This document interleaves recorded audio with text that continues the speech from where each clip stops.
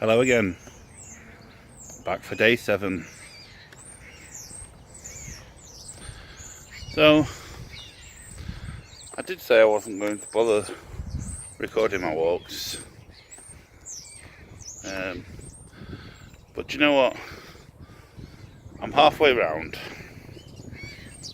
and you know, it's nice to be able to reflect the silence of nature, the birds, and you know, the greenery around you, all the trees, and you know, away from all the buildings.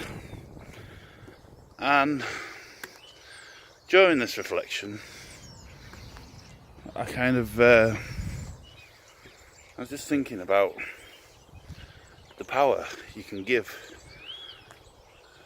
You can give power to negative people, and how destructive that can be to your own life. You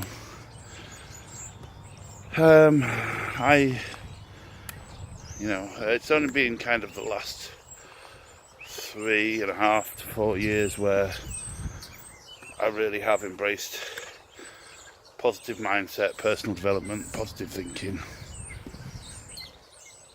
and you know, it's been the best decision of my life. I've made the most progress in my life. It's been really, really helpful. I'm just going to take a minute. But you know what? It doesn't matter. It doesn't matter how much you improve your life. It doesn't matter how much you try to help other people. Kind of, there's always going to be someone out there that's going to try to bring you down. And I've experienced that of late. You know, people have been chipping away every so often, chipping away. And although it's not cracked me, certainly this morning, you know, I've felt it. I've felt that kind of, there has been that lingering thought of, what's the point? You know, why try? Because, you know, doesn't matter what you do, people are going to bring you down. You know, and there can be some really nasty things said. You know, you've got to really have some kind of, you've got to have a heart of gold, but a heart of stone, not to let it affect you, you know. Like, for instance, doing these videos, I've had comments said to me that I ramble on too much. Like, you do go on. Yeah, I do go on. I go on because I have a goal in mind. You know, not just for myself, for this world that we live in. You know, I've had it said to me, you know, that, oh, it's always the worst case scenario, isn't it? You know, there's always got to be something wrong. And I'm like, it's not by choice that we have all these issues, you know. It's, you know, if I wasn't so strong, I think I'd have given up by now. And I know, yeah, it's only the first week of my walks, but really, like I say, I've been making positive changes now for 3 years. You know, and it's the best decision I ever made. This is coming from somebody who, you know, at one point just didn't think there's any point in living. Those other points, you know, I've always had that victim mentality, and I decided to change that.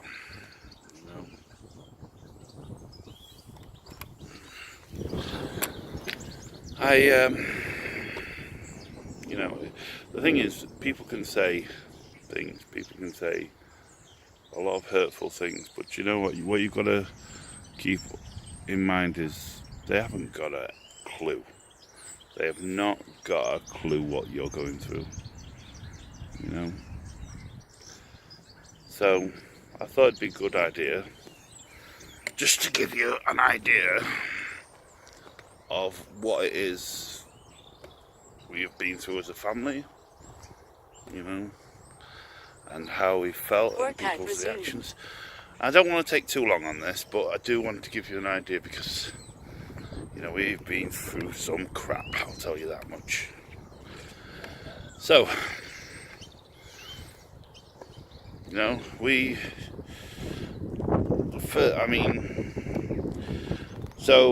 as I've mentioned, I've mentioned before, on the blog or on here, that I was training to be a nurse. I was all ready to I wanted to go from working my way up from being a porter to being a nurse, and I got finished from work after redeployment because of my bad back, because of all the medications, because I couldn't do anything. And that was not a limiting belief. I literally could not get out of bed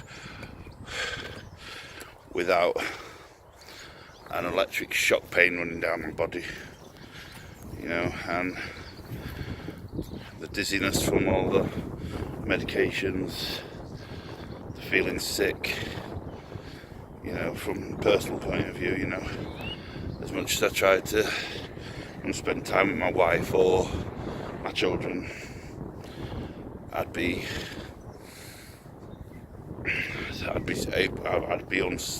unable to, because of the feelings of sickness and of pain and of always not knowing what time it was because I was in and out of consciousness. I lived like that for a long, long time. And that brings with it limiting beliefs. We all have limiting beliefs because we all are conditioned to believe something through our experience, and we don't actually, because of this whole this conditioning that we've been brought about through the media and through representations that we think is actually happening in life. It stops us to achieve our full potential. So, while I was doing that,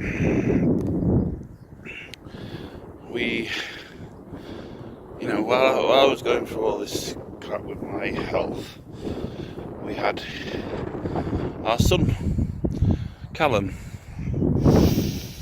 Now, actually, I think this was just beforehand. There you go. Yes, it was, because I was redeployed in 2007. So I was still kind of trying to carry on working. But I was off work because my son was born. And it's supposed to be the happiest time of our lives. Well,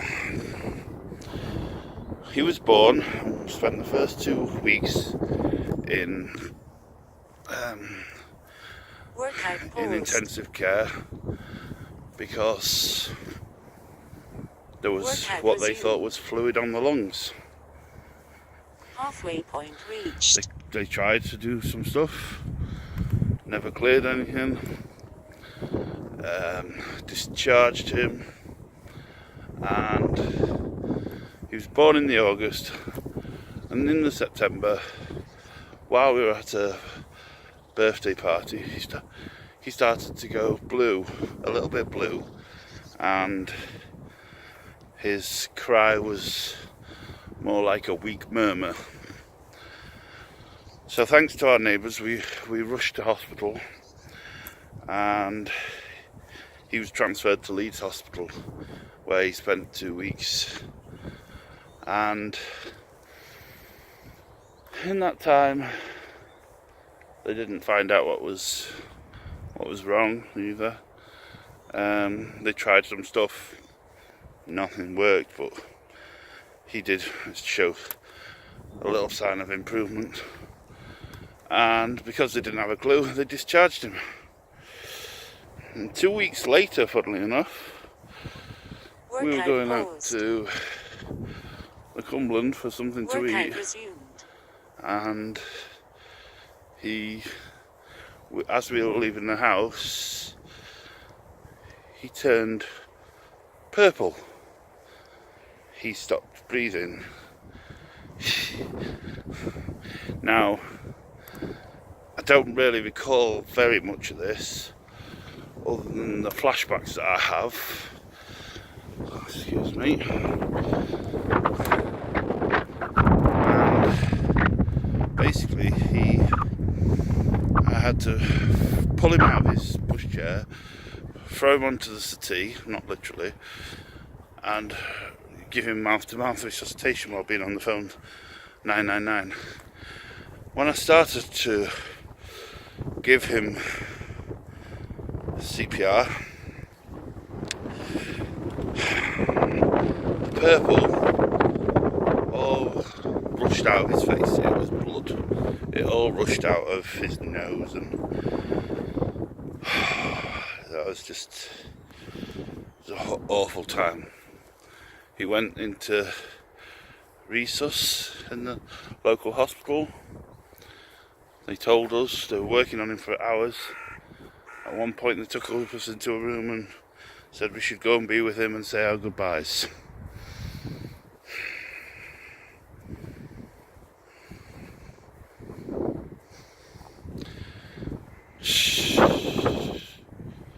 Do you know,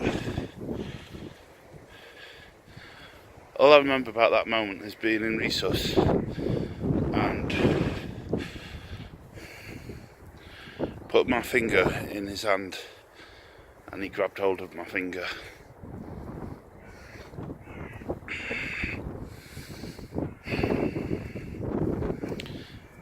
Yeah, thankfully they made some progress and they stabilised him, and he was able to, well, he had to be transferred to Great Ormond Street in London. So they sent him in an ambulance, blue lights. We followed behind in a taxi to London, and we were in Great Ormond Street for 2 weeks. They were going to do something called ECMO, and I believe that's where they kind of take all the blood out of his body and pump it back in. At this point, they still didn't know what the matter was. Workout paused. So, we were in crisis at this time. We didn't know what to think. We really thought we were going to lose our boy. So glad that's not the case. So, after again 2 weeks in London, this time he got transferred over to Sheffield because they'd stabilised him enough that he was able to go to Sheffield Children's Hospital, and he spent right up until January in there. They tried all sorts of things, biopsies and all sorts, and had no idea what was going on. So, as per usual, they discharged him. Because we had some kind of, we kind of had more confidence this time because he'd stabilised for so long. But that was all about to be sucked away by the fact that as we got discharged, we took him to the car, and it happened again.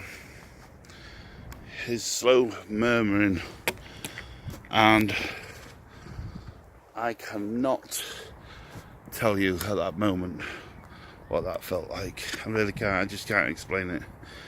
So I grabbed him, ran him back into the reception of the Children's Hospital, shouting for help, and They resuscitated him in the waiting room, in the reception area.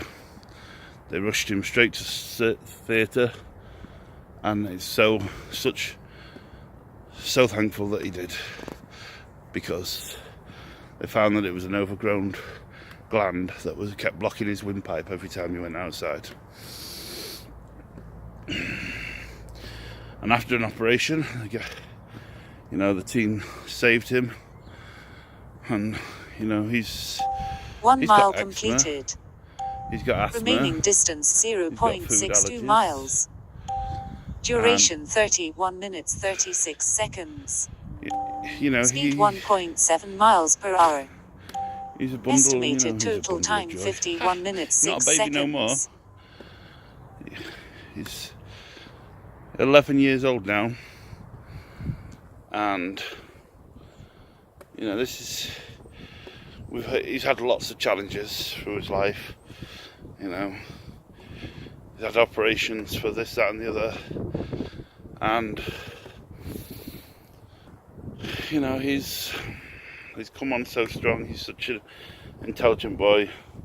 He really is. He really kind of excels in his school work and his education. Workout paused. But due to his eczema, workout resumed. He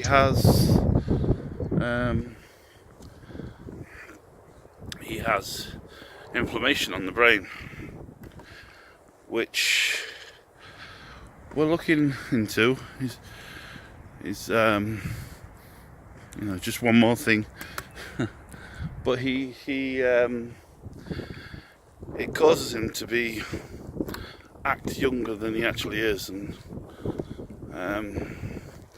he's actually going to be seen by a psychologist just to give us an idea of what's what. But because of this, he's in September he went to the secondary school, and he just had nothing but grief from other pupils, other students. And the thing is, he is more sensitive than most, and so he does kind of take things to heart. But also there have been instances of bullying, and basically he's just really struggled because all his friends, he was such a popular kid in primary, all his friends went to another school. So at the moment we're challenged with that. We're trying to get him into the other school, which is not as easy as really it should be. But that's life, and that's politics, and that's, crap if you ask me. But so, that's just one thing that we've had to deal with in our life, and that is enough for anybody. That, almost losing your son. That the only thing worse than that really is actually losing a child, I would imagine. On top of that, I've had my ill health, the stress from what happened with Callum brought on my lovely wife. She's got ataxia, and those symptoms started not too long after he got discharged from Sheffield Hospital, after they've sorted him out. Then Ellie, she had a dreadful experience, and she's suffers with severe anxiety. Workout paused. It's not only that, and then there's Mia. Workout resumed. Life has been a roller coaster of challenges. So excuse me if I haven't been the full picture of health, and everything has always happened to us. We're just more aware of it than most, so we try to do our best. At the end of the day, I really have stopped caring about what other people think. It's lovely to have all this positive kind of support. I have loads of support, and I'm really appreciative for it. You know, it really does spur me on. But those one or two people who think they know stuff and they don't know bugger all, you know. And yeah, you know, I can wake up one morning feeling like letting it get to me. And then, you know, if I let it, that could stop me in my tracks, you know. I could go back to eating crap, and I could go back to playing on the Xbox and having no ambition for my life, but you know, a family to look after, and nobody. That includes those people who have kind of reported me and you know, had people to my door because I've been trying to build a life for my family. You know, there's people that think they know what's going off. I don't know who you are, but I don't care who you are. You know, I'm looking after my family and I'll do anything. And you know, we've had people come to the door say that I'm working when I'm claiming, and you know, I'm fit for work and all this other stuff. And if you want to go ahead and, you know, report me again or bring it on, fine. Screw you guys. I am making a positive change for my family. And I'm not going to let any of you get in my way. We'll see who wins.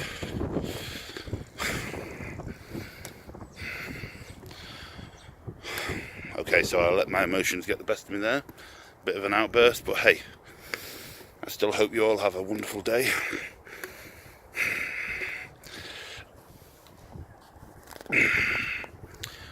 And Workout paused. I look forward to seeing you all on day 8. Have a good day now. Bye.